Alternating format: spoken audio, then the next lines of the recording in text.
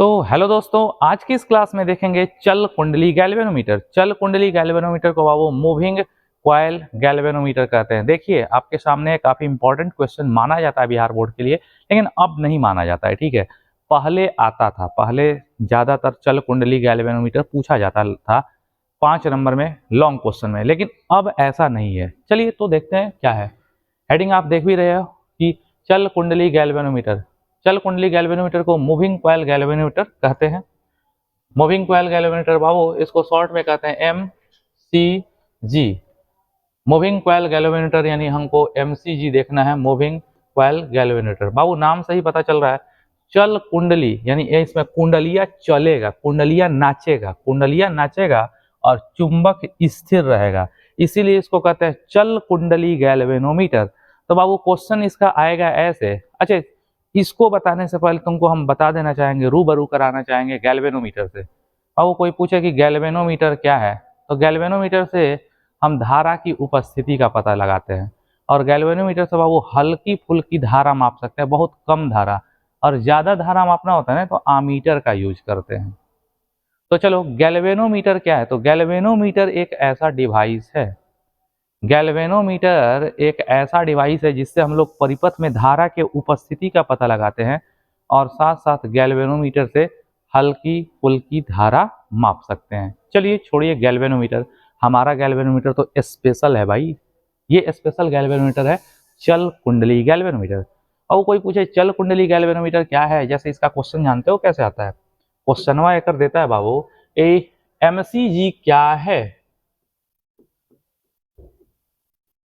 कहेगा चल कुंडली गैल्वेनोमीटर क्या है, इसके बनावट। चल कुंडली गैल्वेनोमीटर क्या है, इसके बनावट, इसके सिद्धांत, इसके बनावट, इसके सिद्धांत और इसके क्रियाविधि का सचित्र वर्णन करें और दिखाएं कि इससे धारा कैसे मापी जाती है, हल्की फुल्की धारा कैसे मापी जाती है। ठीक है, चलिए तो आते हैं एकदम इसके स्टार्टिंग से स्टार्ट करते हैं। ठीक है, बताइए बाबू, कोई पूछे कि चल कुंडली गैल्वेनोमीटर क्या है, तो याद रखिएगा वैसा गैल्वेनोमीटर, वैसा गैल्वेनोमीटर जिसमें कुंडली चलती है, कुंडली मूव करती है, लेकिन चुंबक स्थिर रहता है, तो उस तरह के गैल्वेनोमीटर को ही चल कुंडली गैल्वेनोमीटर कहते हैं। फिर से बोलिए, वैसा गैल्वेनोमीटर, वैसा गैल्वेनोमीटर जिसमें कुंडली नाचती है, कुंडली चलती है, लेकिन चुंबक स्थिर रहता है, उसी को चल कुंडली गैल्वेनोमीटर कहते हैं। बाबू जान लेना, चल कुंडली गैल्वेनोमीटर से 10 के पावर -9 एम्पियर यानी 1 नैनो एम्पियर तक के धारा को शुद्धता से नापा जा सकता है। ठीक है, बोलो चल कुंडली गैल्वेनोमीटर क्या है? वैसा गैल्वेनोमीटर, वैसा गैल्वेनोमीटर जिसमें कुंडली नाचती है और चुंबक स्थिर रहता है, उसको चल कुंडली गैल्वेनोमीटर कहते हैं। इससे 10 के -9 एम्पियर तक के धारा को शुद्धता से मापा जा सकता है। क्या है, खत्म। बनावट पे आइए अब तुरंत। देख रहे हैं कितना जबरदस्त बनावट है चुंबक का बाबू। ये क्या दिख रहा है बोलो? चुंबक का ये नॉर्थ पोल दिख रहा है, बोलवो करो यार। चुंबक का ये नॉर्थ पोल दिख रहा है, चुंबक का ये साउथ पोल दिख रहा है। ये चुंबक का नॉर्थ पोल है, ये साउथ पोल है। अगर देखा जाए तो मैग्नेटिक फील्ड किधर होगा? नॉर्थ से साउथ डायरेक्शन में होगा। लेकिन ये चुंबक है बाबू, लेकिन चुंबक का ये जो ध्रुव है ये धंसा हुआ है, अवतल, अवतल बेलनाकार रूप से, बेलन के आकार जैसा, और अवतल कटा हुआ है। इसका भी ध्रुव अवतल बेलनाकार रूप से, अवतल मतलब होता है धंसा हुआ, ये धंसा हुआ है, धंसा हुआ और बेलनाकार रूप से कटा हुआ है। तो यहाँ पे एक चुंबक का ध्रुव है, नॉर्थ साउथ ध्रुव है। इन दोनों ध्रुवों के बीच बाबू एगो नरम लोहे के बेलन है, ही बेलन है, लोहा देखा ना, लोहे का ही बेलन है।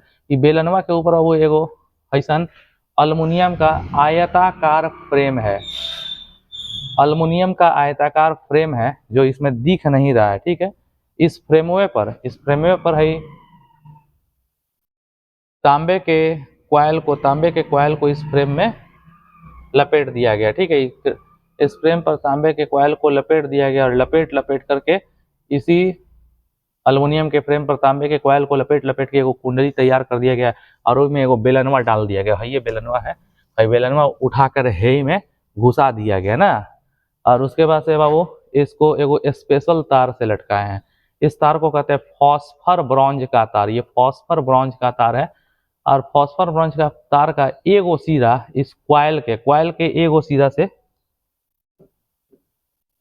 फॉस्फर ब्रॉन्ज का जो तार है ना, तार का एगो सिरा क्वाइल के सिरे से अटैच रहता है, क्वाइल का एगो छोर से अटैच रहता है। क्यों? क्वाइल है, तार को लपेट लपेट के बनाया है, तो तार का पहला छोर फॉस्फर ब्रॉन्ज के तार से लपेटा जुड़ा होता है, और ये जा करके फॉस्फर ब्रॉन्ज का जो स्पेशल तार है उसका दूसरा छोर बाबू ये टॉर्शन हेड से होता है। टॉर्शन हेड में लेके घुसा देते हैं, वो छेद होता है, घुसा देते हैं, घुसा के एक कस देते हैं, एक कहते हैं बाबू टॉर्शन हेड टी।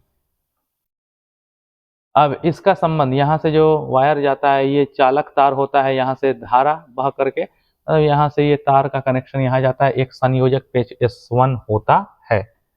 अच्छा ठीक है, अब क्वाइल का दो गो छोर है, एगो जो तांबे का क्वाइल बार बार लपेटा गया है, इसका एगो छोर ये है, और दूसरा छोर बाबू ये जो जाता है ना, ये दूसरा छोर ये फॉस्फर ब्रॉन्ज का ही बना हुआ एक स्प्रिंग है, नीचे में दिखाएंगे तुम्हें। अब हम लोग बनावट देख रहे हैं, बस यही याद रखना, बनावट को इंग्लिश में क्या कहते हैं? कंस्ट्रक्शन। ठीक है, खूब बढ़िया से खूब ढंग से समझेंगे। तो यहाँ पे दिख भी रहा होगा बाबू कि ये एक स्प्रिंग है, फॉस्फर ब्रॉन्ज का बना हुआ एक स्प्रिंग है, और इस स्प्रिंग को भी हम जोड़ देते हैं बाबू दूसरे संयोजक पेंच S2 से ना जी, दूसरे संयोजक पेंच S2 से जोड़ देते हैं। ये हम लोग क्वाइल को क्या करते हैं, इस क्वाइल के बीच में एक नरम लोहे का बेलन डाल देते हैं, यहाँ पे चुंबक का नॉर्थ पोल होता है, साउथ पोल होता है, इसको ऐसे लटकाते हैं कि ये लोहे का बेलन कहीं भी टच ना करे ना जी। और इस वाले फॉस्फर ब्रॉन्ज के तार पर, इस वाले फॉस्फर ब्रॉन्ज के तार पर एक अवतल दर्पण लगा होता है, अवतल दर्पण M लगा होता है, मिरर M लगा होता है, और यहाँ पे एगो लैंप होता है, एगो लेजर लाइट होता है, लेजर लाइट होता है, और यहाँ पे एगो स्केल होता है, इसको कहते हैं lamp and scale arrangement, lamp and scale arrangement. पहले जब इससे जो कोई भी करंट जिसको मापना है, जिस भी करंट को मापना है, S1 S2 के बीच हम उस करंट को जोड़ देते हैं। जब करंट नहीं जुड़ा है, जब हम करंट नहीं भेज रहे हैं, तो यहाँ से लाइट जा रहा है और परावर्तित होकर के उस अवतल दर्पण से यहाँ पे आ रहा है, इस वाले पॉइंट पर आ रहा है, यहाँ से लाइट गया और परावर्तित होकर के यहाँ पे आ गया। लेकिन जैसे ही S1 और S2 के बीच हम लोग जिस धारा को मापना है उसको हम जोड़ेंगे, जैसे ही कनेक्शन करेंगे, तो इससे करंट होकर के बहेगा, इस तार से करंट होकर के बहेगा, इस फॉस्फर ब्रॉन्ज के तार से जाएगा और इस क्वाइल से गुजरेगा, और क्वाइल से गुजरने के बाद से लास्ट क्वाइल के दूसरे छोर से निकल जाएगा, और ये स्प्रिंग से निकल करके यहाँ पे आएगा, और करंट का सर्किट यहाँ पे पूरा हो जाएगा। और जैसे ही बाबू इस क्वाइल से करंट बहेगा, क्वाइल से करंट बहेगा, तो ये मैग्नेट के बीच में रखा है, तो ये क्वाइल घूम जाएगा। जैसे घूमेगा, अगर क्वाइल थीटा कोण से घूमेगा, तो परावर्तित होने वाली किरण यहाँ से यहाँ नहीं, अब वो थीटा नहीं, 2 थीटा एंगल से मुड़ जाएगी। क्वाइल थीटा कोण से घूमेगा तो परावर्तित किरण अब यहाँ से यहाँ नहीं रहेगी, वो 2 थीटा एंगल से मुड़ करके यहाँ से यहाँ पे चली जाएगी। और स्केल पर कितना डिस्टेंस कवर होगा? स्केल पर जो डिस्टेंस कवर होगा स्मॉल डी होगा, और दर्पण से स्केल की दूरी है कैपिटल डी। बस अभी हम कुछ बोले नहीं हैं, ठीक है, अब बोलना चालू कर रहे हैं, भाई। अब बोलो, कोई पूछे बाबू चल कुंडली गैल्वेनोमीटर क्या है? सीधे कहिएगा वैसा गैल्वेनोमीटर जिसमें कुंडली नाचती है लेकिन चुंबक स्थिर रहता है, उस तरह के गैल्वेनोमीटर को चल कुंडली गैल्वेनोमीटर कहते हैं, जिसमें कुंडली चलती है ना जी। और चल कुंडली गैल्वेनोमीटर से, मूविंग कॉइल गैल्वेनोमीटर से, इस MCG से हम लोग 10⁻9 एम्पीयर तक की धारा को माप सकते हैं। ये हो गया उसकी परिभाषा। अब इसकी बनावट में आइए। बाबू बनावट में क्या होता है? इसमें अल्युमिनियम का एक आयताकार फ्रेम होता है, इसमें अल्युमिनियम का एक आयताकार फ्रेम होता है, इसमें अल्युमिनियम का एक आयताकार फ्रेम लिया जाता है, और इस अल्युमिनियम के आयताकार फ्रेम पर तांबे के प्लास्टिक कोटेड तार को बार बार लपेट कर, इस अल्युमिनियम के आयताकार फ्रेम पर तांबे के प्लास्टिक कोटेड तार को बार बार लपेटते हैं, और लपेट करके बाबू एगो क्वाइल बनाते हैं, आयताकार क्वाइल बना देते हैं, ठीक है। तो चल कुंडली गैल्वेनोमीटर में अल्युमिनियम के आयताकार फ्रेम पर तांबे के विद्युत रोधी तार या प्लास्टिक कोटेड तार को बार बार लपेट करके एक आयताकार क्वाइल बना देते हैं, तांबे के तार को लपेट करके एक आयताकार क्वाइल बना देते हैं।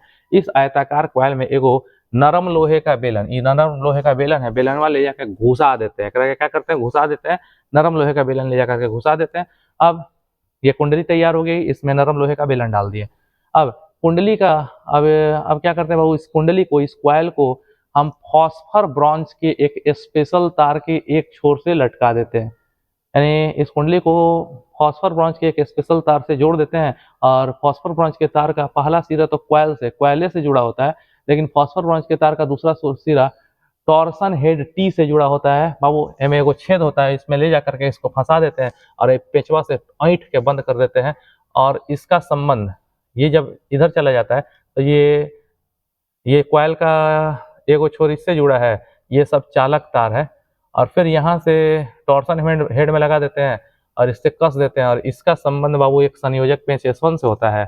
और फिर कॉइल जो लटका होता है, इस कॉइल का दूसरा छोर, कॉइल का जो दूसरा छोर होता है, ये एक फॉस्फर ब्रॉन्ज के बने हुए स्प्रिंग एस से जुड़ा होता है। कॉइल का दूसरा छोर स्प्रिंग से जुड़ा होता है। इस स्प्रिंग के बाबू, इस स्प्रिंग का कनेक्शन दूसरे संयोजक पेंच S2 से कर दिया जाता है। बहुत बढ़िया, कहीं कोई दिक्कत? अब देखिए, अब हमसे सुनिए, बोलो। चल कुंडली गैल्वेनोमीटर में, चल कुंडली गैल्वेनोमीटर में अल्युमिनियम का एक आयताकार फ्रेम होता है। चल कुंडली गैल्वेनोमीटर में अल्युमिनियम का एक आयताकार फ्रेम होता है। इस अल्युमिनियम के आयताकार फ्रेम पर तांबे के विद्युत रोधी तार को बार बार लपेट करके एक कुंडली बनाई जाती है, बार बार लपेट करके एक कुंडली बनाई जाती है। इस कुंडली के बीच में एक नरम लोहे का बेलन डाल दिया जाता है, जिसको हम लोग क्रोड कहते हैं। इस नरम लोहे के बेलन को क्रोड कहते हैं। अब हम लोग इस कुंडली को शक्तिशाली नाल चुंबक के ध्रुवों के बीच ऐसे कुंडली को लटकाते हैं फॉस्फर ब्रॉन्ज के तार से, ऐसे लटकाते हैं कि ये कुंडली कहीं भी चुंबक को स्पर्श नहीं करती है। फॉस्फर ब्रॉन्ज के तार का एक सिरा, फॉस्फर ब्रॉन्ज के स्पेशल तार का एक सिरा कुंडली से जुड़ा होता है, और दूसरा सिरा बाबू टॉर्सन हेड टी से जुड़ा होता है, जिसका संबंध संयोजक पेंच S1 से होता है। अब इसी बाबू तार पर, इसी फॉस्फर ब्रॉन्ज के तार पर एक अवतल दर्पण M लगा दिया जाता है, और इसके पास एक लैंप एंड स्केल अरेंजमेंट डाल दिया जाता है, जिससे कुंडली में उत्पन्न हुए विक्षेप को नोट किया जाता है। और बाबू इस कुंडली का, इस कॉइल का जो दूसरा छोर होता है, दूसरा छोर फॉस्फर ब्रॉन्ज के बने हुए स्प्रिंग से जुड़ा होता है, जिसका संबंध दूसरे संयोजक पेंच S2 से होता है। बहुत अच्छा, समझ रहे होंगे बाबू। अब कहता है कि हमको जिस धारा को मापना होता है, हमको जिस धारा को, मान लो हमको कोई करंट मापना है, जिस धारा को मापना होता है उसको S1 और S2 के बीच जोड़ देते हैं। हमको जिस धारा को मापना होता है उसको S1 और S2 के बीच जोड़ देते हैं। जैसे ही जोड़ते हैं S1 S2 के बीच, तो S1 से करंट घुसता है, घुस करके इस तार से होकर के जाता है, इस तार से जाता है, अंदर से होकर के फॉस्फर ब्रॉन्ज के चालक तार से होते हुए गुजरता है, अंदर कॉइल में इंटर मारता है, कॉइल से धारा बहती है, वो कॉइल से धारा बह करके लास्ट में इस वाले छोर से निकल करके इधर से आ जाती है। आने के बाद से सर्किट कंप्लीट हो जाता है इधर। तो बाबू हमको जिस धारा को मापना होता है उसको S1 और S2 के बीच में जोड़ते हैं। जैसे ही जोड़ते हैं तो कॉइल से धारा बहने लगती है, और जब कॉइल से धारा बहने लगती है, जब इस कॉइल से धारा बहने लगती है, तो ये धारावाही कॉइल मैग्नेटिक फील्ड में रखा हुआ है। मैग्नेट का मैग्नेटिक फील्ड नॉर्थ से साउथ में होता है, और मैग्नेटिक फील्ड में, इस मैग्नेटिक फील्ड में कॉइल के रखने से इस कॉइल पर एक बलाघूर्ण लगता है, जिससे कॉइल घूम जाता है। कॉइल क्या होता है? घूम जाता है। बाबू ये कॉइल से जैसे ही धारा बहती है तो ये चुंबकीय क्षेत्र में रखा हुआ कॉइल घूम जाता है। तो इस पर जो बलाघूर्ण लगता है कॉइल पर जो लगने वाला बलाघूर्ण होता है टाउ बराबर होता है NIAB साइन थीटा। कॉइल पर जो बलाघूर्ण लगेगा वो बलाघूर्ण टाउ बराबर होगा NIAB साइन थीटा। N क्या है? कॉइल में फेरों की संख्या, I है बहने वाली धारा, A है कॉइल का पूरा एरिया, आयताकार कॉइल का एरिया, B है मैग्नेटिक फील्ड नॉर्थ से साउथ की ओर, साइन थीटा। लेकिन बाबू थीटा में एक खूबी होती है, जानते हो क्या किया जाता है? अच्छा, एक और बात जान लो कि अब इस पूरे व्यवस्था को बाबू हवा के झोंकों से, मान लो ये कुंडली है, इस पर हवा का झोंका आएगा तो कुंडली क्या हो सकती है? हिल जाएगी। या धूल कण से या हवा के झोंकों से बचाने के लिए इस कुंडली को लकड़ी के बक्से में रख देते हैं, और इसके सामने का दीवार शीशे का बना होता है, जिससे कि हम सारा अंदर का चीज देख पाए। ठीक है, तो बाबू जैसे ही हम लोग धारा को मापते हैं, जैसे ही धारा जिस धारा को मापना होता है उसको S1 S2 के बीच जोड़ते हैं, तो जैसे ही धारा इससे बहती है, कॉइल से बहती है, तो कॉइल पर एक बलाघूर्ण लगता है। कॉइल पर जो बलाघूर्ण लगता है टाउ बराबर N I A B sine theta होता है। लेकिन बाबू इस चुंबक का जो ध्रुव खंड है अवतल रूप से कटा होता है, ऐसे कुछ। चुंबक का ये जो ऊपर से देखोगे,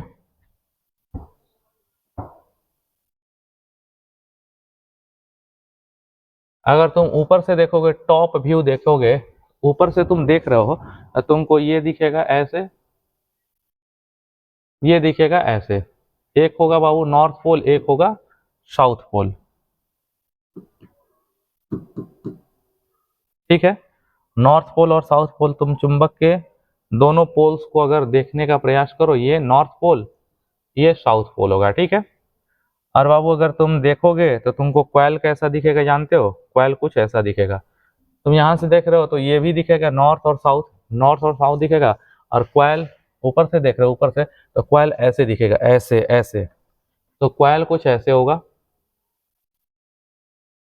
कॉइल कुछ ऐसे होगा, ऐसे ऐसे, ठीक है। कॉइल ऐसे होगा, कॉइल में बहुत सारे तार होंगे, आयताकार कॉइल, ऐसे ऐसे ऐसे ऐसे आयत के आकार का कॉइल होगा। अच्छा बाबू, ये चुंबक का ध्रुव जो होता है अवतल रूप से कटा होता है। अवतल रूप से कटे होने के कारण जानते हो, चुंबक का जो ध्रुव है, ये चुंबक का जो ध्रुव है वो अवतल रूप से कटा है।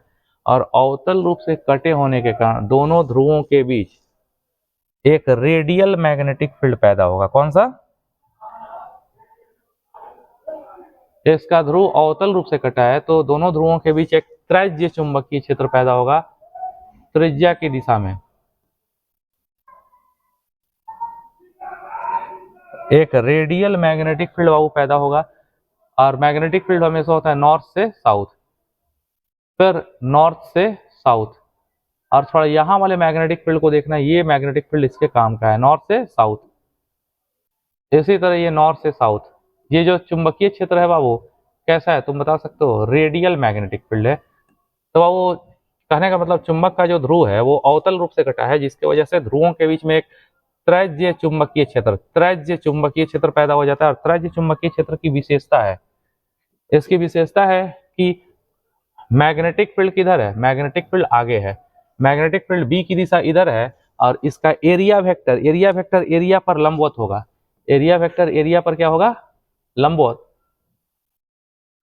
बाबू ये वाला मैग्नेटिक फील्ड काम करेगा, यही वाला मैग्नेटिक फील्ड काम करेगा। ये इधर मैग्नेटिक फील्ड है और इसका एरिया वेक्टर, मैग्नेटिक फील्ड इधर है और एरिया वेक्टर एरिया पर लंबवत हो गया। तो यहाँ पे एरिया वेक्टर और मैग्नेटिक फील्ड के बीच का कोण कितना है? 90 बन रहा है। तो त्रिज्य चुंबकीय क्षेत्र की विशेषता होती है कि कुंडली किसी भी स्थिति में रहे, बी और ए के बीच का कोण 90 होता है। अगर थीटा 90 हो जाए तो कॉइल पर जो बलाघूर्ण लगेगा, कॉइल को जो घुमाने के लिए जो बलाघूर्ण लगेगा, वो बलाघूर्ण टाउ कितना हो जाएगा? टाउ बराबर N I A B sine 90। और साइन 90 कितना होता है बाबू? थीटा तो 90 बन गया ना, तो साइन 90 कितना होता है? 1। तो जो बलाघूर्ण लगेगा टाउ बराबर एन आई ए बी, यही बलाघूर्ण होगा। Equation number 1। तो बाबू ये बनावट बढ़िया तरह से हो गया। अब ये सिद्धांत था, सिद्धांत क्या था बाबू? ये जो चुंबक का जो ध्रुव खंड होता है वो अवतल बेलनाकार रूप से कटा होता है। चुंबक का ध्रुव खंड अवतल बेलनाकार रूप से कटा होता है, जिसके कारण दोनों ध्रुवों के बीच एक त्रिज्य चुंबकीय क्षेत्र पैदा हो जाता है। त्रिज्या की दिशा में चुंबकीय क्षेत्र पैदा हो जाएगा। और त्रिज्य चुंबकीय क्षेत्र की विशेषता है कि कुंडली किसी भी स्थिति में रहे, मैग्नेटिक फील्ड और एरिया वेक्टर दोनों के बीच का कोण, अरे यार ऐसे है, तो मैग्नेटिक फील्ड बी और एरिया वेक्टर दोनों के बीच का कोण कितना हो जाता है? 90। तो कॉइल पर जो बलाघूर्ण लगेगा, कॉइल को घुमाने के लिए जो बलाघूर्ण लगेगा, वो बलाघूर्ण टाउ बराबर एन आई ए बी हो जाएगा, N I A B sine 90 यानी एन आई ए बी हो जाएगा। बाबू ये है उसका सिद्धांत। अब देखो, अगर कॉइल पर इतना बलाघूर्ण लगेगा तो कॉइल क्या हो जाएगा? घूम जाएगा। कॉइल पर इतना बलाघूर्ण लगेगा तो कॉइल घूमेगा, और कॉइल जब घूमेगा तो ये फॉस्फर ब्रॉन्ज का तार ऐंठ जाएगा। कॉइल जैसे ही घूमेगा तो फॉस्फर ब्रॉन्ज का तार में ऐंठन होगा, और जब तार ऐंठेगा तो तार जब ऐंठाता है तो उसका ऐंठने का क्या करता है? विरोध करता है। वो विरोध करेगा और उसके विरोध में इस बलाघूर्ण के विरोध में वो एक प्रत्यानयन बलाघूर्ण लगाएगा और उस प्रत्यानयन बलाघूर्ण का मान, बाबू धारा के वजह से कॉइल पर जो बलाघूर्ण लगेगा उस बलाघूर्ण से कॉइल घूमेगा, लेकिन कॉइल घूमेगा तो इस फॉस्फोर ब्रॉन्ज के तार में ऐंठन होगा, ऐंठेगा फॉस्फोर ब्रॉन्ज का तार, ऐंठेगा तो वो फिर से अपने प्रारंभिक स्थिति में आने के लिए प्रत्यानयन बलाघूर्ण लगाएगा और उस प्रत्यानयन बलाघूर्ण का मान टाउ बराबर हो जाएगा C इंटू थीटा। अगर कॉइल थीटा कोण से घुमाया, कॉइल थीटा कोण से घुमाया तो जो प्रत्यानयन बलाघूर्ण होगा जो फिर से वापस आने का काम करेगा वो बलाघूर्ण टाउ बराबर C थीटा होगा, जहाँ C है एकांक ऐंठन के लिए, एकांक रेडियन ऐंठन के लिए प्रत्यानयन बलाघूर्ण। Equation number 2। इक्वेशन 1 क्या है बाबू? इक्वेशन 1 है धारा भेजने के वजह से कॉइल में जो बलाघूर्ण पैदा हो रहा है वो इक्वेशन 1 है, और इक्वेशन 2 है फॉस्फोर ब्रॉन्ज के तार में प्रत्यानयन बलाघूर्ण। और ये क्लियर है कि बाबू ये कॉइल बाबू जा करके एक ऐसा बैलेंस कंडीशन बनाएगा। तुम ही बताओ, कॉइल तो बाबू क्या होगा, कॉइल घूमना चाहेगा, कॉइल घूमेगा तो फॉस्फोर ब्रॉन्ज का तार ऐंठाएगा तो वो उसका विरोध करेगा और ये तब ये संतुलन में चला जाएगा, जब इस कॉइल पर लगने वाला बलाघूर्ण इसके ऐंठन के प्रत्यानयन बलाघूर्ण के बराबर हो जाए तो जाके कॉइल संतुलन में होगा। तो बाबू संतुलन के लिए अगर देखा जाए, संतुलन के लिए अगर ध्यान दो, संतुलन के लिए क्या होना चाहिए, कॉइल पर जो बलाघूर्ण पैदा हो रहा है, कॉइल पर जो बलाघूर्ण हो रहा है वो प्रत्यानयन बलाघूर्ण के बराबर होना चाहिए, यानी टाउ सेम है तो ये वाला इसके बराबर होना चाहिए। तो NIAB बराबर C थीटा, NIAB बराबर C इंटू थीटा। हमें क्या चाहिए, बहने वाली धारा I, तो I बराबर क्या हो जाएगा, I बराबर C by NAB theta, C by NAB into theta, धारा I बराबर C by NAB theta. C है बाबू एकांक ऐंठन के लिए प्रत्यानयन बलाघूर्ण, C भी कांस्टेंट है, N फेरों की संख्या कांस्टेंट है, कॉइल का एरिया कांस्टेंट है, मैग्नेटिक फील्ड कांस्टेंट है, C बाई NAB कांस्टेंट है, इसको कहते हैं I बराबर G इंटू थीटा, जहाँ G का मान बाबू यही होता है C बाई NAB, इसको कहते हैं गैल्वेनोमीटर कांस्टेंट G, ये फिक्स होता है। और इस तरह केवल थीटा निकाल लेंगे तो हम आसानी से धारा माप सकते हैं ना जी, इस तरह हम लोग आसानी से धारा माप लेंगे। चलिए यहाँ पे थीटा निकालने का प्रोग्राम करते हैं। बोलिए, जब बाबू कॉइल से कोई भी धारा नहीं बहेगी, तो लाइट भेजेंगे, लेजर लाइट, तो यहाँ से परावर्तित होकर यहाँ जाएगा, लेकिन जैसे ही कॉइल से धारा बहाएंगे, कॉइल से जैसे ही धारा बहेगी तो धारा बहाने से ये घूमेगा, जैसे ही घूमेगा तो फॉस्फोर ब्रॉन्ज का तार ऐंठेगा थीटा कोण से, अगर तार ऐंठेगा थीटा कोण से यानी दर्पण थीटा कोण से घूमेगा, अगर दर्पण थीटा कोण से घूमेगा तो परावर्तित किरण यहाँ नहीं, परावर्तित किरण 2 थीटा कोण से घूम जाएगी। दर्पण थीटा कोण से घूमेगा इसके ऐंठाने से, तो परावर्तित किरण यहाँ पे नहीं, अब वो 2 थीटा कोण पर यहाँ से यहाँ पूरा 2 थीटा कोण से घूम जाएगी। 2 थीटा ये हो गया, ये स्मॉल डी मान लो, और ये यहाँ से स्केल की दूरी कैपिटल डी। तो बाबू तुम सीधे लिख सकते नहीं हो कि इट इज क्लियर, इतने में लिखते हैं, क्योंकि ये क्लियर है कि कोण बराबर चाप बटा त्रिज्या। कोण कितना है, 2 थीटा, कोण 2 थीटा यानी कोण बराबर चाप बटा त्रिज्या।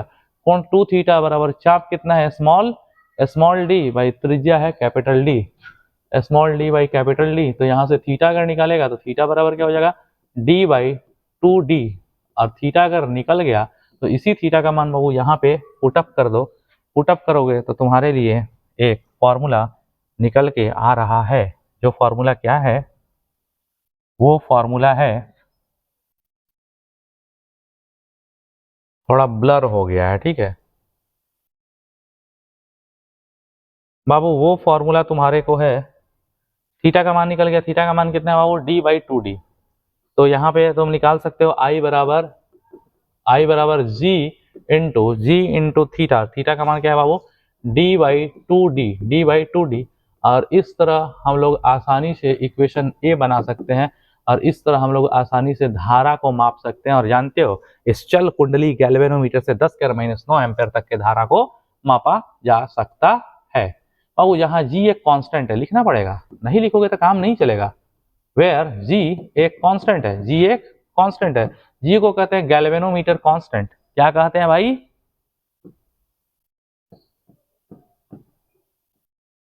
Galvanometer constant. और जी का मान कितना होता है बाबू? जी के लिए कितना लिखे हैं? ये नहीं लिखे हैं। जी बराबर होता है बाबू C/NAB। बहुत इंपॉर्टेंट गैल्वेनोमीटर कांस्टेंट। बाबू थोड़ा सा हमारे से सुनना चाहेंगे? हम आपको 1 मिनट के अंदर नहीं बता दिए ना तो कहिएगा कि जो कहिए सो, जो कहिए सो। इसी तरह हम थोड़े कह रहे हैं। फटाफट देखिए अब सब कोई, फटाफट देखिए, 1 मिनट से ज्यादा नहीं लगेगा। फटाफट बताइए, सब कोई तैयार है?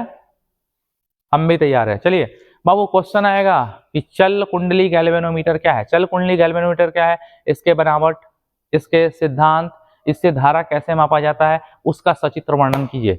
डायरेक्ट क्या कहोगे बाबू? सीधे ये फिगर बना दोगे और चल कुंडली गैल्वेनोमीटर की परिभाषा क्या लिखोगे? लिखोगे वैसा गैल्वेनोमीटर जिसमें कुंडली चलती है और चुंबक स्थिर रहता है, वैसा गैल्वेनोमीटर जिसमें कुंडली नाचती है लेकिन चुंबक स्थिर रहता है, उसी को चल कुंडली गैल्वेनोमीटर कहते हैं क्योंकि इसमें कुंडलियां चल रही है। तो वैसा गैल्वेनोमीटर जिसमें कुंडली चलती है, कुंडली नाचती है लेकिन चुंबक स्थिर रहता है, उसी को चल कुंडली गैल्वेनोमीटर कहते हैं। और इस चल कुंडली गैल्वेनोमीटर को MCG मूविंग कॉइल गैल्वेनोमीटर कहते हैं। और बाबू MCG से 10⁻⁹ एम्पीयर तक की धारा को शुद्धता से मापा जा सकता है।